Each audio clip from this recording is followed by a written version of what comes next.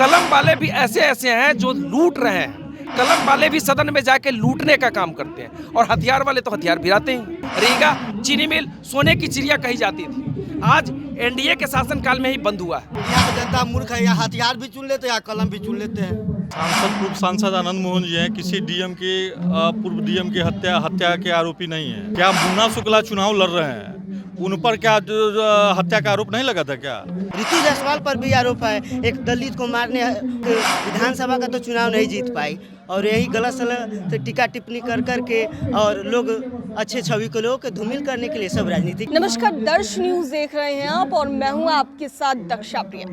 लोकसभा चुनाव 2024 शिवहर की अगर बात करें तो शिवहर में आमने सामने जो दो प्रत्याशी हैं वो दोनों महिलाएं हैं और अगर महागठबंधन की बात करें तो महागठबंधन से ऋतु जायसवाल और एनडीए की प्रत्याशी लवली आनंद है। लेकिन अगर आप देखेंगे तो लवली आनंद को लेकर ऋतु जायसवाल का पिछले दिनों बयान आया। उन्होंने साफ तौर पर कहा कि आप किसको सांसद बनाना चाहते हैं, कलम या फिर हथियार, किसको चाहती है जनता, ये जनता ही तय करेगी। तो ऋतु जायसवाल ने एक बयान दिया है और उसमें उन्होंने कहा है कि आप किसे चुनेंगे, कलम को चुनेंगे या हथियार को चुनेंगे। चलिए सर, तो इस टिप्पणी को किस तरीके से आप देख रहे हैं? देखिए, आपको स्पष्ट रूप में बता दें कि पेशे से हम पत्रकार हैं और हम लोग सबके हैं, लेकिन कहने का ये मतलब जो आपका सवाल है कि कलम चलेगा या हथियार चलेगा, तो कलम वाले भी ऐसे ऐसे हैं जो लूट रहे हैं। कलम वाले भी सदन में जाके लूटने का काम करते हैं और हथियार वाले तो हथियार गिराते हैं। तो कहने का मतलब न कलम चलेगा न विकास चलेगा, हथियार चलेगा, यहाँ सिर्फ विकास चलेगा। आप रीगा में बैठे हैं, यहाँ एक उद्योग था रीगा चीनी मिल। चीनी मिल 29 चीनी मिल हुआ करती थी जिस समय देश आज़ाद हुआ। सारी चीनी मिलें बंद हो गई। किनके शासनकाल में बंद हुआ आपको पता है, बताने की जरूरत नहीं है। 2 चीनी मिल चल रही, 9 चीनी मिल अभी बिहार में चल रही है। रीगा का चीनी एक इतिहास रहा है। सीहोर लोकसभा क्षेत्र में आप बैठे हैं, रीगा चीनी मिल सोने की चिड़िया कही जाती थी, आज एनडीए के शासनकाल में ही बंद हुआ है। नीतीश जी ने 51 करोड़ रुपए का कैबिनेट से पास किया है इसको चालू कराने के लिए।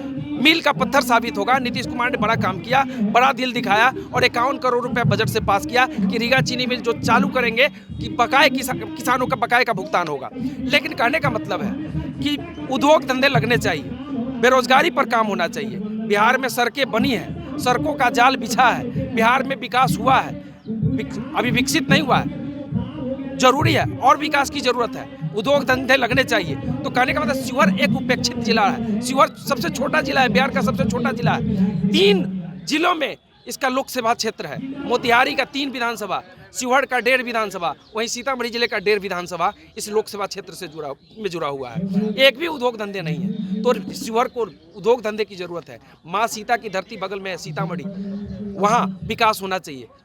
20,000 करोड़ रुपए अयोध्या में खर्च किए गए हैं। नरेंद्र मोदी जी को बहुत बहुत धन्यवाद कि उन्होंने अयोध्या का विकास किया है। माता सीता की धरती का भी विकास होना चाहिए। माता सीता की धरती को पर भी उस ढंग का पर्यटन का काम होना चाहिए ताकि सीतामढ़ी का विकास हो। तो कहने का मतलब विकास चलेगा। कलम और हथियार कह देने से कुछ नहीं होता है।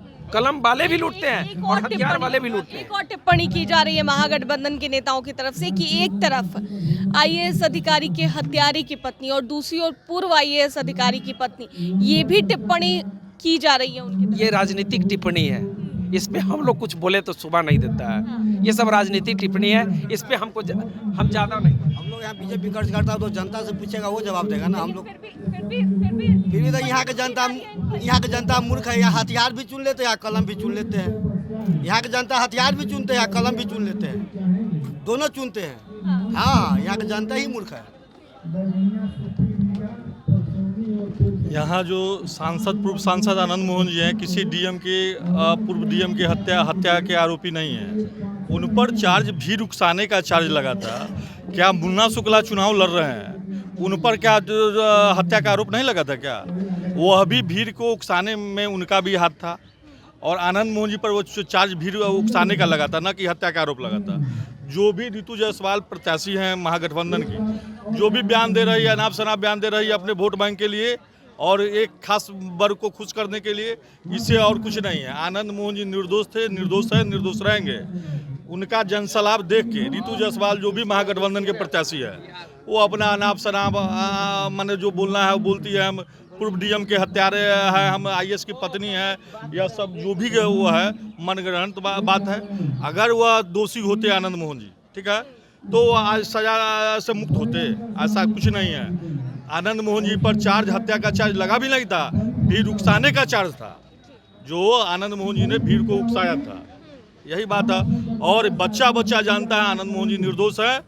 अगर नहीं निर्दोष रहते तो 17 साल तक पूरे बिहार में आनंद मोहन जी के समर्थक, खासकर शिवहर में जो जोर शोर से कैंडल मार्च, राष्ट्रपति, राज्यपाल, मुख्यमंत्री, जगह जगह हम लोग जंतर मंतर दिल्ली तक जाके धरना प्रदर्शन ये सब नहीं करते। इसलिए सब मनगढ़ंत बात है। आगे क्या पूछिए। जी, जिस तरीके से टिप्पणी की जा रही है, कहा जा रहा है कलम या फिर हथियार को किसको चुना जाएगा। रितु जायसवाल जिस समय मुखिया थी, उनके ऊपर भी अत्याचार का आरोप लगा हुआ है। एक दलित वार्ड को मारने, पीटने, धमकाने, उसके नलजल में कमीशन लेने के चलते उस पर भी जो मेरे पास वीडियो है, केस मुकदमा जो सब हुआ है, रितु जायसवाल पर भी आरोप है। एक दलित को मारने और अपने शागिर्द गुर्दों के साथ जा करके वहाँ रितु जायसवाल के भी आरोप है। वो क्या बोलेगी राजनीति, एक विधानसभा का तो चुनाव नहीं जीत पाई और यही गलत सलत टीका टिप्पणी कर करके और लोग अच्छे छवि को लोगों के धूमिल करने के लिए सब राजनीति का शिकार है। रितु जायसवाल के बयान को किस तरीके से देख रहे हैं सर? साफ तौर पर उन्होंने कहा है कि आप हथियार को चुनेंगे या कलम को चुनेंगे। यहाँ तो हथियार देख नहीं रहे हैं और न कलम देख रहे हैं। यहाँ तो जनता देख रही है कि विकास हो, नरेंद्र मोदी जी पर विश्वास है और हम लोग नरेंद्र मोदी को प्रधानमंत्री देखना चाहते हैं। देश को जिस तरह से आगे बढ़ा रहे हैं, विश्व में नाम कर रहा है भारत, उसी तरह से आगे बढ़ता रहे और कम से कम 5 साल उनको जरूर प्रधानमंत्री रहना चाहिए।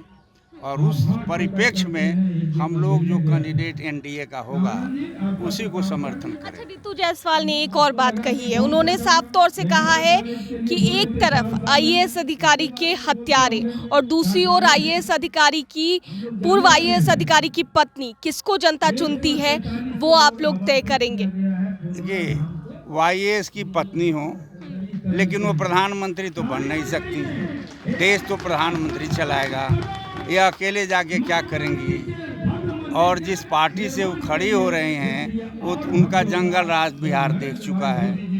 तो जंगल राज में फिर बिहार को धकेलना, वो अकेले अगर चाहेंगे कि हम उन निकाल लें तो उनकी चलेगी नहीं। लेकिन बयान तो आ रहा है ना कि कलम को चुनेंगे या हथियार को चुनेंगे। तो कलम तो हर आदमी पसंद करेगा, लेकिन वो व्यक्तिगत उनको वोट कैसे लोग देगा। अगर वो अच्छी भी हैं तो हम तो यह कहेंगे कि वो पार्टी ही गलत चुन ली हैं। अच्छी होने के बावजूद भी उनको उस पार्टी से नहीं किसी और जगह से प्रयास करना चाहिए, क्योंकि उनका जो मुखिया है जिस पार्टी का, वो क्या है पूरा बिहार उनको देख चुका है। कैसे देख रहे हैं? रितु जायसवाल ने बयान दिया है कि जनता तय करेगी, कलम को चुनेगी जनता या फिर हथियार को। देखिए, आप लोग जितना सोच रहे हैं उससे ज़्यादा एक कदम आगे बढ़ करके जनता सोचती है। जनता विकास को चुनती है, जनता भ्रष्टाचार मुक्त भारत को चुनती है। जनता उस नारा को पसंद करती है कि जिसमें सबका साथ, सबका विश्वास, सबका विकास और सबका प्रयास चलता हो। और मोदी जी ने, चूँकि गरीब से वो आज प्रधानमंत्री बने, ये उस माँ का बेटा है जो दूसरे के घर बर्तन झाड़ू पोछा करती थी, उसका बेटा आज भारत का प्रधानमंत्री है। वो गरीबी को जाने हुआ है, इसलिए गरीबों के लिए जितनी योजनाएं उन्होंने चलाई। बयान को किस तरीके से देख रहे हैं? किनके बयान को? बयान दे रही है रितु जायसवाल। किसी हथियार को बयान को क्यों ध्यान दें हम? हमको उस बयान पर ध्यान नहीं देना है। हमको ये देखना है कि वो चाहे जिस माहौल से आई हो, वो जिस पार्टी से बिलोंग करती है, उसका अगर कोई सांसद चुन के जाएगा तो वही पप्पू को जैसे चुनेगा। और पप्पू को भी कैसे कहा जाए? यहाँ मारामारी है, कोई एक लीडर नहीं है, कोई नेता नहीं है। और ईडी गठबंधन जो कर रहे हैं, घमंडिया गठबंधन, वो तो बहुत पहले टूट गया। न उनका महत्व दिया यूपी में मुलायम सिंह, न उनका महत्व दिया क्या कहते हैं बंगाल में ममता जी। सब आप लोग देख रहे हैं। इसलिए बिहार में बहुत ज़्यादा जो है उन लोगों का नहीं चलने वाला है। 40 की 40 सीट नरेंद्र मोदी को मिलेगी और भारत के 543 सीट पर नरेंद्र मोदी जी खड़ा है। जो नरेंद्र मोदी जी के साथ है, जनता उसी के साथ है। सर, ऋतु जायसवाल ने एक बयान दिया है जिसमें उन्होंने कहा है कि कलम को जनता चुनेगी या फिर हथियार को चुनेगी। किस तरीके से आप लोग देख रहे हैं? ये बात न कलम का है न हथियार का, ये बात है देश में प्रधानमंत्री बनाने का। एक एक जनता जानती है कि आज जो है आज की राजनीति सिर्फ और सिर्फ प्रधानमंत्री चुनने की राजनीति है। जनता संतुष्ट है नरेंद्र मोदी के नेतृत्व में। प्रत्येक जनता जानती है हमसे ज़्यादा बुद्धिमान है जो वोटर है। सो वो कलम और हथियार के चक्कर में जनता पड़ने वाली नहीं है। सीधा लक्ष्य है नरेंद्र मोदी। हाँ, नरेंद्र मोदी। लेकिन एक और टिप्पणी की गई लगातार जिस तरीके से चर्चा हो रही है, महागठबंधन के नेता भी ये कह रहे हैं कि एक तरफ आईएएस अधिकारी की हत्यारे की पत्नी और दूसरी ओर पूर्व आईएएस की पत्नी। देखिए, ये चुनाव जब आता है तरह तरह के आरोप प्रत्यारोप लगते हैं। ये जो उम्मीदवार है अपने बचाव में बोलेगा, लेकिन अल्टीमेटली लोगों का उद्देश्य वही है कि हमको प्रधानमंत्री नरेंद्र मोदी बनाना है। नरेंद्र मोदी को प्रधानमंत्री बनाना है तो जिताना किसको है? जिताना तो वहाँ जो उन्हीं के प्रत्याशी को। तो देखिए, जिस तरीके से ऋतु जायसवाल की टिप्पणी आई और जिस तरीके से चर्चा हो रही है, उसको लेकर के जनता शिवहर की क्या कुछ सोचती है और खासकर जो समर्थक हैं एनडीए के, वो क्या सोचते हैं इस बयान को लेकर के, उनसे ही चर्चा कर रहे थे। क्या कुछ उनका कहना था वो आपने सुना। कैमरा पर्सन ऋतिक के साथ मैं दक्षा प्रिया, दर्श न्यूज शिवहर।